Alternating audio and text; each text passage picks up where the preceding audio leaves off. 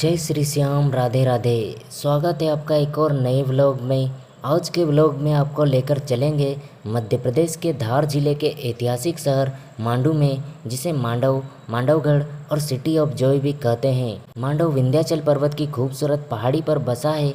यहाँ की हवाएं इतिहास की कहानियाँ सुनाती है। यहाँ के महल प्रेम और वीरता की दास्तानें कहते हैं। तो चलिए शुरू करते हैं मांडू की खूबसूरत यात्रा। बात करें मांडू पहुंचने के लिए आवागमन के साधनों की, तो आप बस से डायरेक्ट मांडू तक पहुंच सकते हैं। अगर आप ट्रेन से आ रहे हो तो नज़दीकी जंक्शन इंदौर जंक्शन है, और अगर आप प्लेन से आ रहे हो तो नज़दीकी एयरपोर्ट इंदौर एयरपोर्ट है। मांडू की स्थापना परमार वंश के समय 10वीं शताब्दी में हुई थी। बाद में यह मालवा सल्तनत की राजधानी बनी।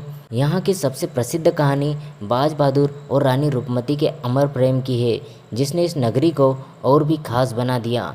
यहाँ की हवेलियाँ, बाग बगीचे, तालाब और पहाड़ियाँ इसे प्राकृतिक सुंदरता से भर देती है। बरसात के मौसम में मांडू को मध्य प्रदेश का कश्मीर भी कहा जाता है। मांडू सिर्फ एक ऐतिहासिक धरोहर ही नहीं, बल्कि यह प्रकृति और रोमांच से भरी ऐसी जगह है जो पर्यटकों को बार बार यहाँ खींच लाती है। आइए सबसे पहले हम चलते हैं नीलकंठ महादेव जी के दर्शन करने। मांडू में स्थित नीलकंठ महादेव मंदिर यहाँ के प्रमुख धार्मिक स्थलों में से एक है। यह मंदिर पहाड़ियों और घाटियों के किनारे प्राकृतिक सुंदरता से घिरे हुए वातावरण में बना हुआ है। मूल रूप से इसे नीलकंठ महल कहा जाता था, लेकिन यहाँ स्थापित प्राचीन शिवलिंग के कारण यह स्थान भगवान शिव के पवित्र धाम के रूप में प्रसिद्ध हो गया। लाल बलुआ पत्थर से बनी इस इमारत की वास्तुकला में मुगल और स्थानीय शैली का अद्भुत संगम दिखाई देता है। मंदिर के गर्भगृह में स्थित शिवलिंग जमीन से नीचे है, जहां तक पहुंचने के लिए सीढ़ियां बनी हुई है। यहां प्राकृतिक झरने से निरंतर जलधारा बहती रहती है, जो शिवलिंग को स्नान कराती है, और इस कारण मंदिर का महत्व और भी बढ़ जाता है। धार्मिक आस्था और प्राकृतिक सुंदरता का अनूठा संगम नीलकंठ महादेव मंदिर को मांडू का एक विशेष और अविस्मरणीय स्थल बनाता है।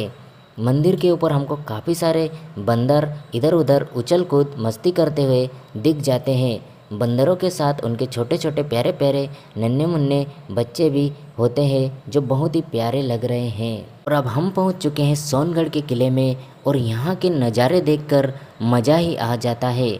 चारों तरफ हरियाली छाई हुई है, नीचे खाई है और ऊपर बादल भी नीचे पहाड़ी पर उतरे हैं। बहुत ही शानदार व्यू है यहाँ से, बिल्कुल खुशनुमा माहौल है, और यहाँ के नज़ारे देखकर मन प्रसन्न हो गया है।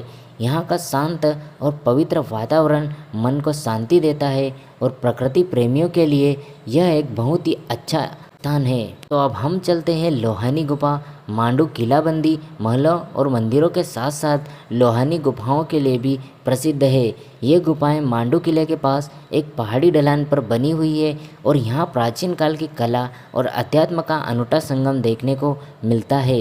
इतिहासकारों के अनुसार लोहानी गुफाएं 11वीं-12वीं शताब्दी के बीच बनाई गई थी। इसे मुख्य रूप से हिंदू और जैन साधुओं की तपस्या और साधना स्थली माना जाता है। पुरातत्व उत्खनन में यहाँ से भगवान शिव और अन्य देवी देवताओं की खंडित मूर्तियाँ मिली है। इन अवशेषों से यह अनुमान लगाया जाता है कि कभी यहाँ बड़े बड़े मंदिर और धार्मिक केंद्र हुआ करते थे। यह गुफाएं प्राकृतिक चट्टानों को काटकर बनाई गई है, और अंदर साधकों के ध्यान और निवास के लिए कमरे जैसे स्थान बनाए गए हैं। यहाँ का प्राकृतिक वातावरण बेहद शांत और आध्यात्मिक है। चारों तरफ हरियाली, पक्षियों की आवाज़ और पहाड़ी नज़ारे इस जगह को साधना के लिए उपयुक्त बनाते हैं। यह स्थान आज पुरातत्व और इतिहास प्रेमियों के साथ साथ सैलानियों के लिए भी आकर्षण का केंद्र है। अब हम चलते हैं जहाज महल। जहाज महल मांडू का सबसे प्रसिद्ध ऐतिहासिक स्मारक है। यह महल दो बड़े तालाबों के बीच बना हुआ है, और दूर से देखने पर बिल्कुल ऐसा लगता है जैसे कोई विशाल जहाज पानी पर तैर रहा हो। इसी कारण इसका नाम जहाज महल पड़ा है। आज भी यहाँ खड़े होकर रिफ्लेक्शन देखने पर आपको लगेगा जैसे आप किसी फिल्मी सेट पर आ गए हो। इसका निर्माण 15वीं शताब्दी में हुआ था। सुल्तान की हजारों रानियाँ और दासियाँ थी, उनके लिए यह महल खोला गया था। यह मांडू के रॉयल एनक्लेव का हिस्सा है। जहाज महल की लंबाई लगभग 110 मीटर है। यह 2 मंजिला इमारत है। इसमें बड़े बड़े हॉल, खुले आंगन, सुंदर झरोके और ऊपर बनी छतरियाँ इसकी सुंदरता को बढ़ाती है। और महल के आइट साइड दोनों तालाब इस इमारत को तैरते जहाज का रूप देते हैं। यहाँ दोनों तरफ के तालाबों का नज़ारा देखना बेहद मनमोहक होता है। फोटोग्राफी और वीडियोग्राफी के लिए यह मांडू के सबसे आकर्षक जगह है। जहाज महल मांडू का सबसे बड़ा पर्यटन केंद्र है। हर साल यहाँ हजारों सैलानी आते हैं। मांडू उत्सव के दौरान यह जगह जगह रोशनी और सांस्कृतिक कार्यक्रमों से जगमगा उठती है। जहाज महल मांडू की शान है और इसे देखे बिना मांडू की यात्रा अधूरी मानी जाती है। हम चलते हैं जामा मस्जिद। इसका आंगन इतना बड़ा है कि हजारों लोग यहाँ एक साथ नमाज पढ़ सकते थे और इसकी मेहराबें और गुंबद सच में वास्तुकला का कमाल है। जामा मस्जिद मांडू की सबसे भव्य और विशाल इमारतों में से एक है। यह मस्जिद मांडू के बीच स्थित है और अपनी अद्भुत इस्लामी वास्तुकला और ऐतिहासिक महत्व के कारण पर्यटकों को आकर्षित करती है। इस मस्जिद का निर्माण सुल्तान होशंगा शाह के समय शुरू हुआ था। मस्जिद एक ऊंचे चबूतरे पर बनाई गई है। इसका प्रवेश द्वार बेहद भव्य और विशाल है। अंदर प्रवेश करने पर एक बड़ा आंगन मिलता है जहां हजारों लोग एक साथ इकट्ठा हो सकते थे। मस्जिद के 3 बड़े गुंबद हैं और इनके साथ साथ कई छोटे गुंबद इसकी सुंदरता बढ़ाते हैं। पूरी इमारत की बनावट मजबूत पत्थरों से की गई है जो आज भी वैसे ही कायम है। यह मस्जिद मांडू की सबसे बड़ी धार्मिक इमारत है। यहाँ की नक्काशी, गुंबद और विशाल आंगन इसकी खास पहचान है। मस्जिद आज भी शान से खड़ी हुई है। जामा मस्जिद का मुख्य आकर्षण है। इतिहास, कला और वास्तुकला में रुचि रखने वालों के लिए यह जगह बेहद खास है। यहाँ आकर पर्यटन मांडू के शाही दौर और उनकी भव्यता को महसूस करते हैं। जामा मस्जिद सिर्फ एक धार्मिक स्थल नहीं बल्कि मांडू की शाही विरासत और मध्यकालीन स्थापत्य कला का शानदार उदाहरण है। अब हम पहुंच चुके हैं बाज बहादुर के महल। बाज बहादुर संगीत और कला प्रेमी शासक थे। यह महल अपने खुले आंगन और शानदार ध्वनि प्रणाली के लिए प्रसिद्ध है। यहीं से शुरू होती है मांडू की मशहूर प्रेम कहानी बाज बहादुर और रानी रूपमती की। अब हम पहुंच चुके हैं रानी रूपमती महल।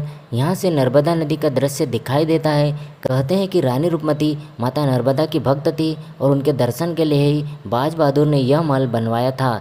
यहाँ खड़े होकर आप जब घाटियाँ, नदियाँ और डूबते सूरज को देखते हैं तो लगता है जैसे समय थम गया हो। अब हम चलते हैं काकड़ा खो। यह गहरी खाई जिसमें बारिश के समय ज़बरदस्त झरना गिरता है।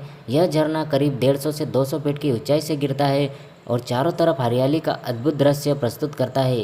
यहाँ की घाटियाँ, चट्टानें और गिरता हुआ पानी इसे एडवेंचर और नेचर लवर के लिए आकर्षण का केंद्र बनाता है।